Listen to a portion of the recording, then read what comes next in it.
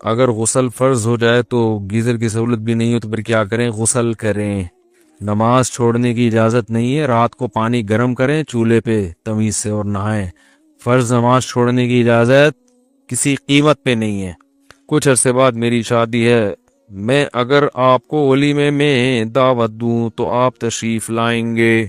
نہیں، time short ہے بھائی، ٹائم شارٹ چل رہا ہے مارکیٹ میں. اب میں دعوت میں جا کے نا پھر اتنا اپنے آپ کو برا بلا کہتا ہوں. رات کو دیر سے کھانا، پھر دیر سے نیند، پھر بدہضمی، پھر ساری صبح کی ترتیب. ان کے تو دعوت ہو گئی اور ہمارا بیڑا غرق ہو گیا اس سے. ایسی کی تیسی ہو جاتی ہے، سارا دن خراب گزرتا ہے، سارے کام رہ جاتے ہیں. تو بھائی جس کو بڑی محبت ہے یا تو وہ دوپہر کا، اب پھر دوپہر کو لوگ بلانا شروع کر دیں گے. جس کو بہت محبت ہے وہ بس محبت کا ویسے اظہار کر دے. ہاں بعض دفعہ لوگ نکاح پڑھانا چاہتے ہیں مجھ سے، تو اس کا ہم جو ہے نا، وہ بہت سارے لوگ ہیں جو نکاح پڑھوانا چاہتے ہیں، تو نکاح پڑھوانے میں تو کوئی ٹائم لگتا نہیں ہے. ڈاکٹر فرحان کمبولی یہ بھی انڈیا سے پوچھتے ہیں، اگر میں آپریشن تھیٹرز میں آپریشن کر رہا ہوں اور اس حالت میں میری عصر یا مغرب کی نماز قضا ہو جائے تو کیا میں گناہگار ہوں گا؟ آپریشن کے دوران نماز پڑھنے کا ٹائم نہیں ملتا تو ہم ڈاکٹرز کیا کریں؟ نماز قضا کرنا اسلام میں شرک کے بعد سب سے بڑا گناہ ہے، خوب سمجھ لیں. تو حتی الامکان اپنے نماز کو بچانا ہے قضا ہونے سے. یہ ڈاکٹروں میں عام مسئلہ ہے کہ خاص طور پہ جو سرجن ہوتے ہیں نا، وہ کہتے ہیں بھئی ہم تو آپریشن کر رہے ہیں. تو دیکھیں، آپ موبائل میں اپلیکیشن ڈالیں اور اس میں نماز کے شروع کا ٹائم اور نماز کب ختم ہو رہی ہے یہ ٹائم آپ نوٹ کریں ڈیلی، کہ آج عصر کی نماز کا ٹائم اتنے بجے شروع ہو رہا ہے، اتنے بجے ختم ہو رہا ہے. مغرب کا ٹائم اتنے بجے شروع ہو رہا ہے، اتنے بجے ختم ہو رہا ہے. ظہر کا ٹائم اتنے بجے شروع ہو رہا ہے، اتنے بجے ختم ہو رہا ہے. تو نمازوں کے ٹائم اتنے لمبے لمبے ہوتے ہیں کہ اس میں آپ پہلے سے ٹائم کو مینیج کریں کہ بھئی میرے آپریشن کا یہ ٹائم ہے تو اس سے پہلے میں نماز پڑھ لوں. یہ آپریشن اس ٹائم ختم ہو رہا ہے، اس کے فوراً بعد میں نماز پڑھ لوں. تو آپ کو اتنا ٹائم مل جائے گا. اور اس میں جو ہے یہ جو عصر کی نماز ہے نا، عصر کی نماز، اس میں آپ یہ شافعی وقت میں بھی پڑھ سکتے ہیں. یعنی اگر آپ کو یہ ہے کہ بھئی آپریشن کے دوران نماز ضائع ہونے کا خطرہ ہے تو مثل اول پہ پڑھ لیں. مثل اول کا مطلب کیا ہے کہ ہر چیز کا سایہ جب اتنا ہوتا ہے جتنی وہ چیز ہے، اور زوال کا سایہ نکال کے اس کی ڈیٹیل میں جائے بغیر نا آپ یوں کر لیں کہ اپلیکیشن ڈاؤن لوڈ کریں، اس میں ٹائم لکھا ہوتا ہے کہ عصر حنفی ہے یا عصر شافعی ہے. تو امام شافعی کے نزدیک جو عصر کا ٹائم جلدی شروع ہو جاتا ہے اور سورج کے غروب ہونے سے تھوڑی دیر پہلے تک رہتا ہے، تو ان کے عصر کا ٹائم بہت لمبا ہے. تو خود احناف میں اس پر بھی فتویٰ دیا گیا ہے، تو وہ یعنی فقہ حنفی کے خلاف بھی نہیں ہے. تو حدیثوں میں دونوں طرح ملتا ہے. تو اس لیے اس نماز قضا ہونے سے بہتر ہے کہ اس ٹائم پہ آپ نماز پڑھ لیں، یعنی جب ہر چیز کا سایہ ایک مثل ہو جائے. تو عصر جو شافعی ہے نا، وہ ٹائم کے مطابق آپ عصر پڑھیں گے تو بہت لمبا ٹائم مل جائے گا آپ کو. ایک بات یہ ہو گئی. دوسری بات یہ کہ ایسی مجبوری میں آپ دو نمازیں اکٹھی بھی کر سکتے ہیں، اس طور پر کہ آپ نے اپلیکیشن میں دیکھا بھئی ظہر کا ٹائم ختم ہو رہا ہے شافی ٹائم کے مطابق 3:30 بجے، اور 3:30 بجے دوسرا عصر کا ٹائم شروع ہو رہا ہے. تو آپ نے کیا کیا؟ وضو کیا، آپ نے ظہر کی نماز 3:30 بجے سے 5 منٹ پہلے پڑھی، اور سلام پھیرنے کے بعد 1 آدھ منٹ انتظار کیا اور عصر کی نماز کی نیت باندھ لی آپ نے، تاکہ دو نمازیں آپ کی اکٹھی ہو جائیں، کیونکہ آپ نے آپریشن کرنا ہے، ظاہر ہے وہ بھی ضروری ہے. اسی طرح مغرب عشاء میں بھی کر سکتے ہیں آپ. تو مغرب میں آپ نے یہ کیا کہ بھی مغرب کی نماز کو ڈیلے کیا، جب دیکھا کہ بھئی عشاء کا ٹائم شروع ہونے والا ہے تو مغرب اور عشاء اکٹھی پڑھ لی آپ نے. اکٹھی کا مطلب مغرب کے ٹائم پہ، اور ادھر سلام پھیرا آپ نے، عشاء کا ٹائم بھی شروع ہو گیا تو فوراً آپ نے عشاء پڑھ لی. تو ایسی مجبوری میں سفر ہو یا حضر ہو، بارش ہو یا بارش نہ ہو، اور بیماری ہو یا نہ ہو، تو مجبوری میں اس طرح سے نمازیں اکٹھی بھی کی جا سکتی ہیں. تو آپ نے نماز کو قضا نہیں ہونے دینا کسی بھی صورت میں، اور پہلے سے ٹائم ٹیبل بنا کے رکھیں گے نا اس طریقے سے، تو انشاءاللہ نمازیں اپنے ٹائم پر ہو جائیں گی اور قضا ہونے کی نوبت نہیں آئے گی. قضا صرف اسی صورت میں ہوگی جب آپ نے سورج کے زائل ہونے کے بعد، زوال شمس کے بعد آپریشن شروع کیا اور اتنا لمبا آپریشن چلا ہے آپ کا کہ جی وہ گویا کہ غروب آفتاب تک چلتا ہی رہا ہے آپریشن، تو پھر تو ظاہر ہے ٹائم ہی نہیں ملا نماز کا۔ تو ایسی مجبوری تو میرا خیال ہے ڈاکٹروں کو نہیں ہوتی ہے تو کبھی کبھار ہی شاید ہوتی ہو۔ تو اس طرح سے آپ عمل کریں، جیسے ہی نماز کا وقت داخل ہو فوراً نماز پڑھ لی، اور اگر نماز کا وقت جیسے ہی داخل ہوا ہے اور ٹائم ابھی داخل نہیں ہوا، آپریشن کر رہے ہیں آپ اس ٹائم پہ، تو پھر آپ دیکھیں کہ ختم کب ہو رہا ہے تو آخری وقت میں لے جائیں۔ تو اثر میں آپ کو اختلاف سے فائدہ اٹھا سکتے ہیں، فقہا کے اختلاف سے آپ مثل اول پہ بھی پڑھ سکتے ہیں، مثل ثانی پہ بھی پڑھ سکتے ہیں، یعنی حنفی وقت پہ بھی پڑھ سکتے ہیں، شافی وقت پہ بھی پڑھ سکتے ہیں۔ تو اثر میں یہ گنجائش ہے آپ کے لیے، بلکہ جو بھی ضرورت مند ہوگا اس کے لیے بھی گنجائش ہے یہ۔ اور ظہر میں آپ مجبوری میں ڈیلے بھی کر سکتے ہیں، یعنی ظہر میں آپ وہ ٹائم لے لیں کہ تھوڑا سا اس کو ڈیلے کر دیں، یعنی جو شافی وقت میں عصر کا ٹائم شروع ہوتا ہے لیکن امام ابو حنیفہ کے نزدیک ظہر کا ٹائم ختم نہیں ہوتا، تو آپ نے اس وقت تک مجبوری میں ظہر کو پڑھ سکتے ہیں آپ، یعنی جب جو ہندوستان اور پاکستان میں جس ٹائم پہ عصر پڑھی جاتی ہے نا، اس کے وقت شروع ہونے سے پہلے ظہر کو مجبوری میں ڈیلے کیا جا سکتا ہے، تو اس طرح سے آپ پڑھ سکتے ہیں۔ پھر بھی موقع نہ ملے آپ کو تو پھر ظاہر ہے جان بچانا ضروری ہے، تو ایسی صورت میں اگر قضا کریں گے نماز تو اللہ کی رحمت سے امید ہے انشاءاللہ گناہگار نہیں ہوں گے، کیونکہ اس کو تو کھلا چھوڑ کے نہیں جا سکتے نا۔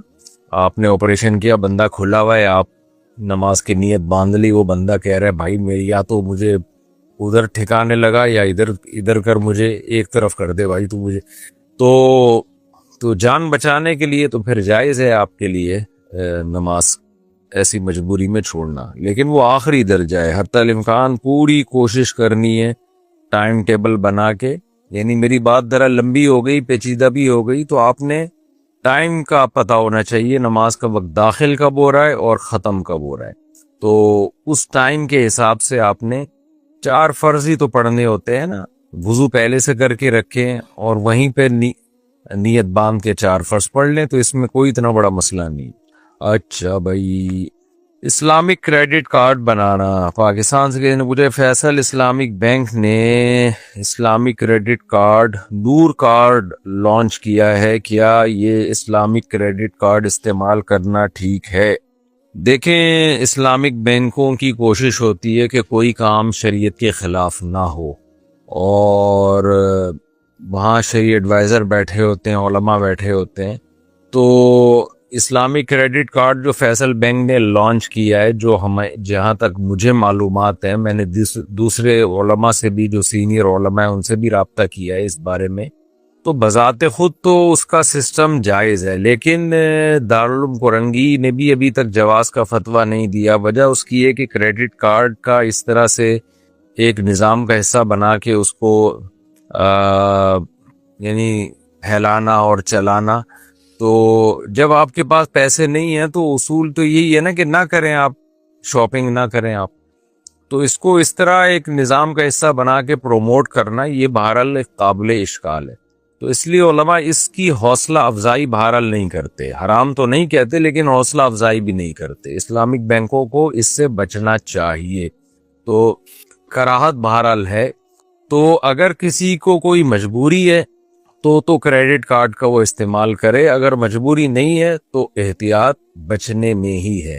ڈیبٹ کارڈ کا استعمال کریں، آپ کے پاس جب بینک میں پیسے پڑے ہوئے ہیں تو آپ اس کو جو ہے وہ استعمال کریں، نہیں ہے تو آپ صبر کر کے بیٹھ جائیں نا، کیوں ایک مشکوک چیز میں اپنے آپ کو ڈال رہے ہیں، تو اس لیے احتیاط کا تقاضا یہی ہے کہ یہ کام نہ کیا جائے۔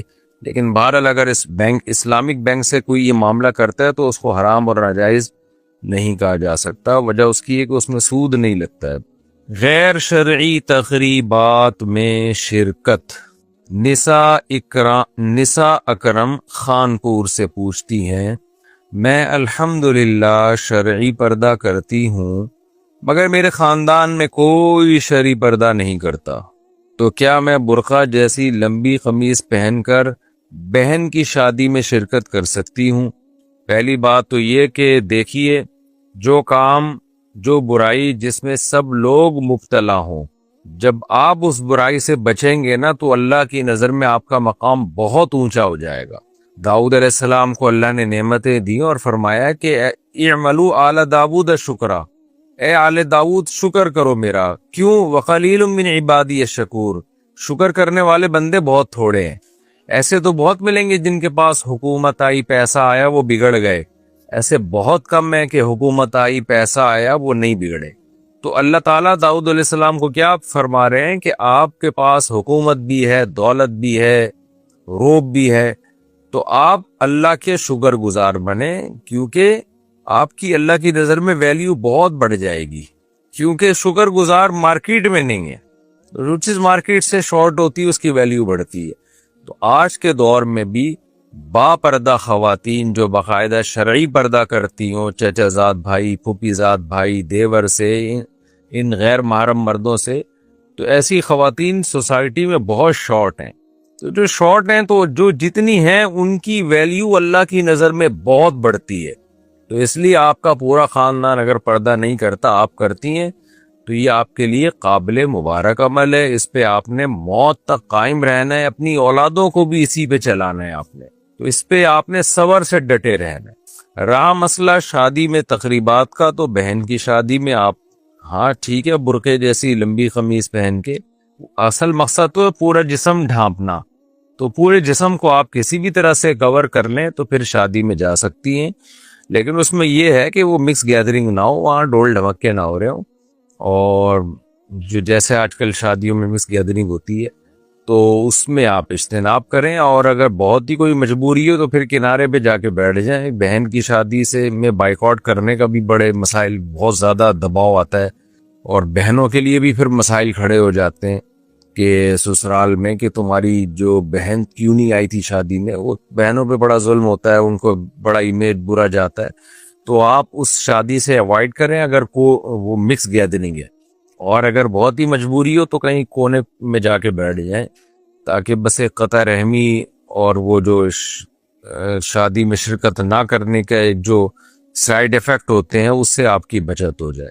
لیکن پردے کے ساتھ بھی مکس گیدرنگ میں جانا شادی بیاہ میں عورت کے لیے جائز نہیں ہے، نہ مرد کے لیے جائز ہے نہ عورت کے لیے جائز ہے۔ اسلامک ویڈیوز اسکپ کرنا۔ سہیل احمد پاکستان سے پوچھتے ہیں، آج کل ہم سوشل میڈیا استعمال کرتے ہوئے اکثر اوقات جب ویڈیوز دیکھ رہے ہوتے ہیں تو اس میں بہت سی اسلامک ویڈیوز بھی ہوتی ہیں جن میں قرآنی آیات اور احادیث والی ویڈیوز بھی ہوتی ہیں، بعض اوقات ہم دیکھ اور سن بھی لیتے ہیں اور اکثر اسکپ بھی کر دیتے ہیں، کیا ہمارا ایسا کرنا گناہ یا کفر تو نہیں ہے؟ رہنمائی فرما دے۔ نہیں جی، نہ گناہ نہ کفر ہے۔ انسان جب اس کا موڈ نہیں ہوتا اور تو وہ نہ نصیحت سنے، بلکہ ایسی صورت میں تو نصیحت سننے کا بعض دفعہ نقصان کا خطرہ ہوتا ہے، تو نصیحت جب بھی سننی چاہیے، جب بیان جب بھی سننا چاہیے جب دماغ فریش ہو آپ کا، باقاعدہ آپ سننے کی نیت سے سنیں، اور نہیں موڈ ہو رہا تو اسکپ کر دیں، کوئی حرج نہیں ہے اس میں۔ اور یہ بھی ہے کہ موڈ بنا لیں، اس میں کتنا ٹائم لگتا ہے موڈ بنانے میں، لیکن بہرحال اسکپ کرنے میں کوئی گناہ نہیں ہے۔ کتوں کا مارنا۔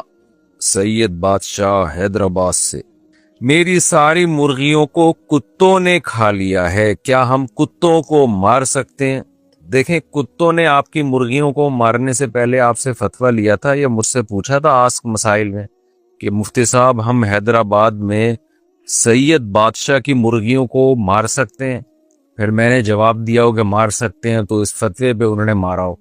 تو جب کتوں نے ہم سے پوچھے بغیر آپ کی مرغیاں مار دیں تو آپ بھی ہم سے پوچھے بغیر ان کتوں کو مار دیں۔ آپ باقی کتوں کو مارنے کا کیا حکم ہے؟ تو جب کتے زیادہ ہو جائیں تو حدیث میں ان کو مارنے کا حکم ہے، صحیح مسلم کی حدیث ہے، نبی صلی اللہ علیہ وسلم نے مدینہ میں کتوں کے مارنے کا حکم دیا کیونکہ بہت زیادہ ہو گئے تھے۔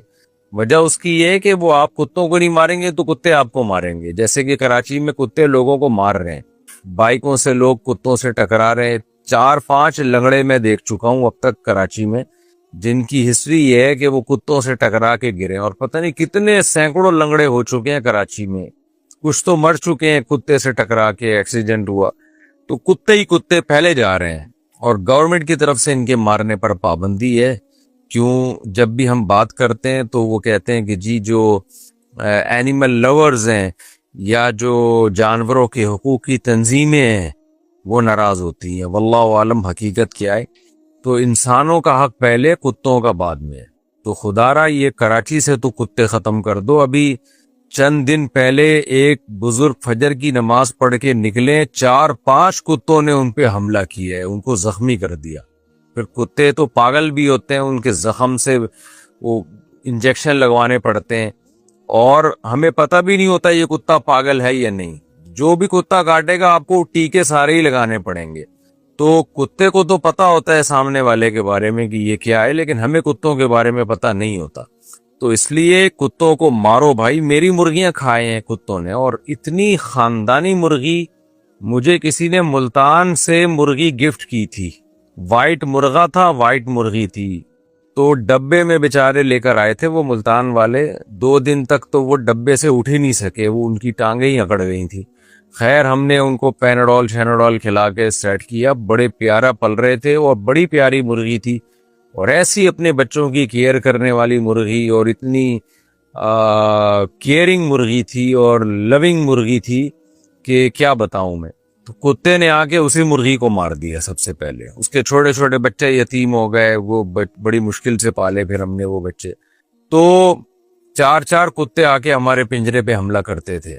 پھر ایک دفعہ ہمارے گارڈوں نے کتوں پہ حملہ کر دیا، تو پھر وہ 2-3 کتے تو اس دار فانی سے کوچ کر گئے، اور ایک کتا محلے سے کوچ کر گیا، ہجرت کر گیا.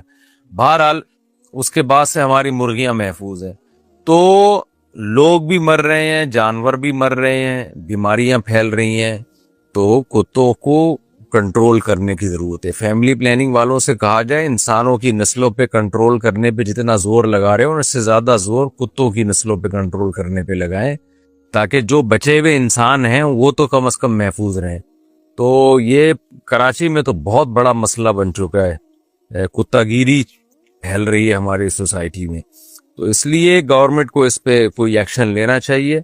پہلے تو یہ کرتے تھے KMC والے، اور کوئی زہر وہر کھلاتے تھے تاکہ یہ زیادہ نہ ہو. ہم یہ نہیں کہہ رہے کہ نسل ختم کر دیں کتوں کی. نبی صلی اللہ علیہ وسلم نے مدینہ میں جب کتوں کو مارنے کا حکم دیا، تو جب ایک تعداد تک کتے ختم ہو گئے تو پھر آپ نے ان کو مارنے سے روک دیا، اور فرمایا یہ بھی ما لکم وللکلاب، تمہیں کتوں سے کیا لینا دینا، یہ بھی اللہ کی مخلوق ہے، ان کو بھی رہنے دو زندہ. تو نسل ختم کرنے کا حکم نہیں ہے، لیکن کنٹرول کرنے کا حکم ہے کہ ان کی نسل کو کنٹرول کیا جائے. تو آپ مارے کتے تاکہ آپ کی مرغیاں محفوظ رہیں. بیوٹی سیلون کا کاروبار. بلال عباسی اسلام آباد سے. بیوٹی سیلون کھولنا کیسا ہے؟ اگر میں اپنے گھر کی کسی عورت کو سیلون کا کورس کروا کے اس کو بیوٹی سیلون کھلوا دوں تو کیا یہ کاروبار حرام ہوگا یا حلال؟ حلال ہوگا اگر خواتین جو ہیں وہ خواتین کو تیار کریں. اور آج کل 2 بےغیرتیاں ہو رہی ہیں، مرد لڑکیوں کو تیار کر رہے ہیں اور برائڈل تیار جو ہے نا مرد کر رہے ہوتے ہیں. یہ پتہ نہیں کس طرح کیا سوسائٹی ہماری کدھر کو جا رہی ہے. کوئی آواز بھی نہیں اٹھاتا اس کے خلاف. آدمیوں کا کیا کام ہے کہ یار وہ دلہنیں تیار کریں، اور دلہن کیسے اپنے آپ کو اس آدمی کے سامنے جا کے بٹھا دیتی ہے. ٹھیک ہے وہ آدمی بیچارے چھکے ٹائپ کے ہی عام طور پر ہوتے ہیں، میں سب کی بات نہیں کر رہا. تو رپورٹ لوگ یہ بتاتے ہیں کہ وہ بیچارے فارغ ہو چکے ہوتے ہیں ہر چیز سے، لیکن پھر بھی آدمی تو ہے نا. یہ غیرت اور حمیت کی تو خلاف ہے. میں سب کو نہیں کہہ رہا کہ وہ ایسے ہوتے ہیں، لیکن سنا ہے کہ میجورٹی ان میں بالکل ہی بیچاری وہ نا، کیونکہ جب ایک مرد ہر وقت عورتوں میں گھسا رہے گا تو وہ تو زنانہ پن آ جائے گا نا، اس میں مردانگی تو ختم ہو جائے گی اس میں. تو یہ اس چیز پہ روک تھام کرنی چاہیے، گورنمنٹ کو ایکشن لینا چاہیے کہ مرد لڑکیوں کے بیوٹی پارلر کیوں کھول رہے ہیں. تو اگر لڑکیاں آپ اپنی وائف سے یہ کام کروانا چاہتے ہیں تو ٹھیک ہے، پھر جائز ہے، لیکن اس میں 2 چیزوں کا خیال، یعنی اس چیز کا خیال کیا جائے کہ کوئی ایسا فیشن نہ کیا جائے جو شریعت میں ناجائز ہے. جیسے آئی بروز بنانا، تو آئی بروز بنانے پر حدیث میں پابندی ہے. ہاں کسی کی بہت ہی زیادہ بھدی آئی بروز ہوں، بہت ہی موٹی ہیں جو نارمل اس سے ہٹ کر ہوں، تو وہ ایک اس کو نارمل کنڈیشن میں لانے کی گنجائش ہے. لیکن جو آج کل باریک باریک آئی بروز کی جاتی ہیں بیوٹی کے لیے، یہ ناجائز ہے، حرام ہے، حدیث میں اس پر لعنت وارد ہوئی ہے. تو اس عمل سے بچنا چاہیے. اسی طرح خواتین کا جو ہے وہ غیر شرعی بال کاٹنا، تو یہ بھی ناجائز ہے. باقی تو سارے فیشن جائز ہی ہیں، اس میں میرا خیال ہے، اور اس کے علاوہ تو کوئی ناجائز نہیں ہے. آئی بروز ہی ہے بس جو ناجائز ہے، یا یہ کہ بالوں کو اوپر کی طرف جوڑا لے کے جانا، یہ بھی عورت کے لیے ناجائز ہے. تو ایسا ناجائز فیشن کی اجازت نہیں ہے. باقی جائز فیشن اگر کرتی ہیں تو خواتین کے لیے کر سکتی ہیں، اور اس کی آمدن بھی جائز ہے. اچھا، بغیر خون والی مچھلی کا حکم. سمیع اللہ صاحب انڈیا سے پوچھتے ہیں، جس مچھلی میں خون نہ ہو تو ایسی مچھلی کھانا جائز ہے یا نہیں؟ برائے مہربانی اس کے بارے میں وضاحت فرما دیں. بھائی مچھلی تو مچھلی ہے، مچھلی کھانا جائز ہے. سمندر میں جو بھی مخلوق مچھلی ہوگی تو وہ جائز ہوگا، اور مچھلی نہیں ہے تو چاہے خون ہو یا نہ ہو وہ جائز نہیں ہے. تو یہ دیکھا کریں کہ سمندر یا پانی کی، دریا کی بھی کوئی بھی مخلوق اگر مچھلی ہے، اب مچھلی ہونے کا پتہ کیسے چلے گا؟ تو مچھلی ہونے کا پتہ عرف سے چلتا ہے. مچھیرے عام طور پہ بتا دیتے ہیں کہ یہ مچھلی ہے. یہ بات خوب سمجھ لے کہ مچھیرے کسی مخلوق کو مچھلی کہتے ہیں تو کہنے سے نہیں ہوگا، سمجھنے سے ہوگا. کیونکہ میں نے دیکھا ہے، چونکہ ہم لوگ پہلے وہاں ہاکس بے روڈ کی طرف رہا کرتے تھے، میرے والد صاحب نیوی میں تھے نا، تو نیول کالونی، تو وہاں ہمارا سمندر میں آنا جانا بہت ہوتا تھا. وہاں سمندر کی بعض مخلوق ایسی ہوتی تھی جو مچھلی نہیں ہوتی تھی، ایک عجیب سی چھپکلی جیسی ان کی شکلیں ہوتی تھی. تو مچھیرے کیا کرتے تھے، اس کو حرام مچھی کہہ کے پھینک دیتے تھے. تو اب ظاہر ہے جو مچھلی ہے وہ حرام نہیں ہے، جو حرام ہے وہ مچھلی نہیں ہے، لیکن مچھیروں نے اس کا نام ہی حرام مچھلی اپنی سہولت کے لیے رکھا تھا، کیونکہ وہ مچھلی نہیں لگتی تھی، عجیب سی مخلوق ہوتی تھی، نہ اس میں ریڑھ کی ہڈی ہے، نہ گلپھڑے ہوتے تھے، ایک چھپکلی نما ایسی کوئی مخلوق. تو وہ اس کو انہوں نے اپنی آسانی کے لیے نام رکھ دیا حرام مچھی. تو بعض دفعہ مچھیرے یا لوگ اپنی آسانی کے لیے بھی کسی جنس کا نام رکھ دیتے ہیں، تو اس نام کا مطلب یہ نہیں ہوتا کہ انہوں نے اس کو مچھلی سمجھنا شروع کر دیا ہے. اس کی مثال ایسے جیسے سمندری گھوڑا. اب سمندری گھوڑا تھوڑی ہوتا ہے وہ تو، لیکن گھوڑے کی طرح کا ہوتا ہے ہلکا سا، تو لوگوں نے ایک سہولت کے لیے نام رکھا، مارکیٹ میں کوئی اور نام ملا نہیں تو اس کو سمندری گھوڑا کہہ دیا. تو اہل لغت بعض دفعہ کسی چیز کو کوئی نام دے دیتے ہیں مگر وہ سمجھتے نہیں ہیں کہ یہ ہے. تو اہل لغت کا سمجھنا ضروری ہے. مثال کے طور پر جھینگے میں بھی ہم یہی کہتے ہیں، جھینگے کو اگر کسی کتاب میں مچھلی لکھ بھی دیا ہے تو سمجھا نہیں جاتا. اگر آپ کہتے ہیں کہ کسی سے کہتے ہیں بھائی جھینگا لے کر آؤ، مچھلی لے کر آؤ، تو کبھی بھی وہ جھینگا نہیں لے کر آئے گا. تو یہاں بھی یہی مسئلہ ہے کہ کوئی بھی ایسی مخلوق سمندر میں نکلتی ہے جو آپ کو لگتا ہے کہ مچھلی نہیں لگ رہی ہے آپ کو، یہ یا مچھیرے اس کو مچھلی نہیں سمجھ رہے ہیں، بے شک کہہ رہے ہیں لیکن سمجھ نہیں رہے ہیں، تو وہ کھانا جائز نہیں ہے.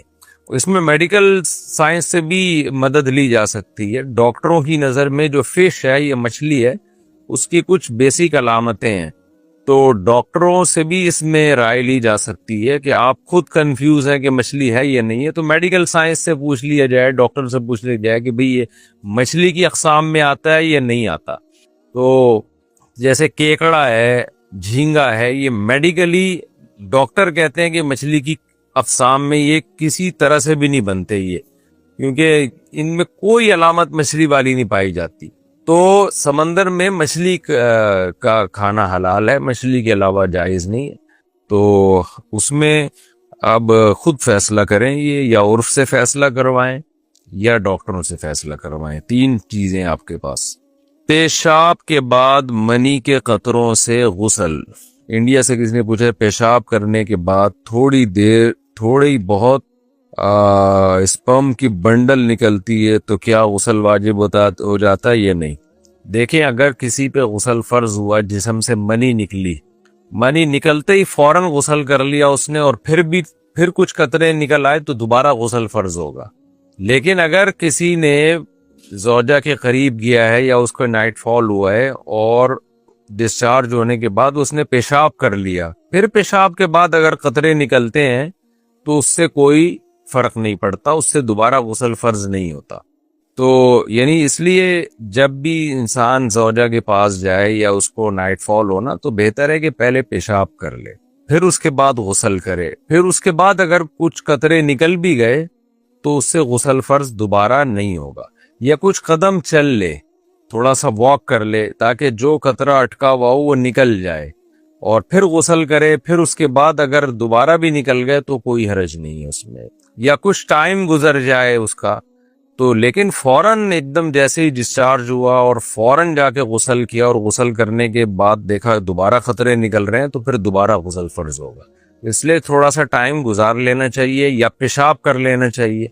تو عام طور پر جو ہے وہ سنا یہ ہے کہ میڈیکلی پیشاب کرنا بہتر بھی ہے، تو پیشاب کر لیا جائے تو اس سے یہ ہوتا ہے کہ وہ آپ کا جو پیشاب کی نالی ہے وہ صاف ہو جاتی ہے۔